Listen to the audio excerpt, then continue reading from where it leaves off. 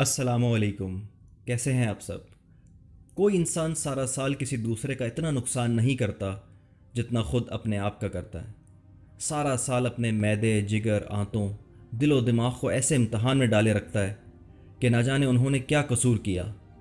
مرچ مسالے، چٹ پٹے اور چکنائی سے بھرپور کھانے کھا کھا کر جسم میں ٹاکسکس بہت بڑھ جاتے ہیں جو تیزابیت، بلڈ پریشر، شوگر کو بے قابو کرتے ہیں۔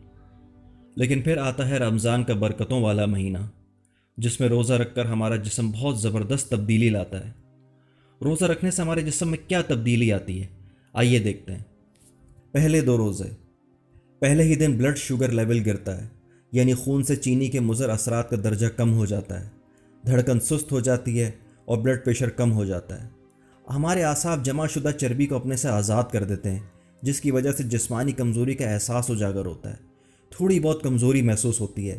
اس زہریلے مادوں کی صفائی کے پہلے مرحلے میں تو ہلکا سر درد ہوتا ہے، تھوڑے بہت چکر بھی آتے ہیں، منہ بدبودار ہوتا ہے اور زبان پر مواد جمع ہوتا ہے۔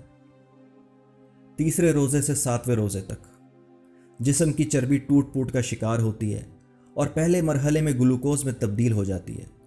بعض لوگوں کی جلد ملائم اور چکنی ہو جاتی ہے، جسم بھوک کا عادی ہونا شروع ہوتا ہے اور سال بھر مصروف رہنے والا نظام ہضم تھوڑی آزادی محسوس کرنے لگتا ہے۔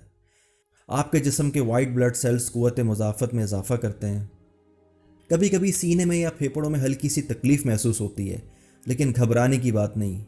یہ اس بات کی نشانی ہے کہ جسم سے زہریلے مادوں کی صفائی کا عمل شروع ہو چکا ہے، اور ساتھ ساتھ آنتوں کی صفائی اور ان کی مرمت کا کام بھی شروع ہو جاتا ہے، اور ان آنتوں کے اندر لگا زہریلا مواد ڈھیلا ہونا شروع ہو جاتا ہے۔ 8ویں روزے سے 15ویں روزے تک آپ پہلے سے زیادہ توانا محسوس کرتے ہیں، دماغی طور پر چست اور ہلکا محسوس کرتے ہیں۔ ہو سکتا ہے پرانی چوٹ اور زخم محسوس ہونا شروع ہو جائے، اس لیے اب آپ کا جسم اپنے دفاع کے لیے پہلے سے زیادہ فعال اور مضبوط ہو چکا ہوتا ہے۔ جسم اپنے مردہ یا کینسر شدہ سیل کو کھانا شروع کر دیتا ہے، جیسے عام حالات میں کیمو تھراپی کے ساتھ مارنے کی کوشش کی جاتی ہے۔ 16ویں روزے سے 30ویں روزے تک اب ہمارا آدھا رمضان کا مہینہ گزر چکا ہے۔ جسم میں ٹوٹ پوٹ کے ساتھ جو ریپیئرنگ ہونی تھی وہ ہو چکی ہے۔ جسم پوری طرح بھوک پیاس برداشت کرنے کا عادی ہو چکا ہے۔ آپ خود کو چست، چاق و چوبند محسوس کرنے لگتے ہیں۔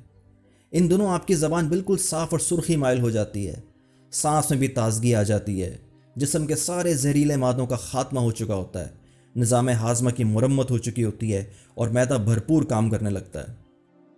جسم کے فالتو چربی اور فاسد مادوں کا اخراج ہو چکا ہوتا ہے اور آدمی کو اپنا وزن کم محسوس ہونے لگتا ہے۔ بدن اپنی پوری طاقت کے ساتھ اپنے فرائض ادا کرنا شروع کر دیتا ہے۔ 20ویں روزے کے بعد دماغ اور یادداشت تیز ہو جاتے ہیں، توجہ اور سوچ کو مرکوز کرنے کی صلاحیت بڑھ جاتی ہے، انسان کی میموری بہت شارپ ہو جاتی ہے۔ ان دنوں اگر کوئی کتاب پڑھی جائے تو پڑھے ہوئے الفاظ تیزی سے دماغ میں محفوظ ہو جاتے ہیں۔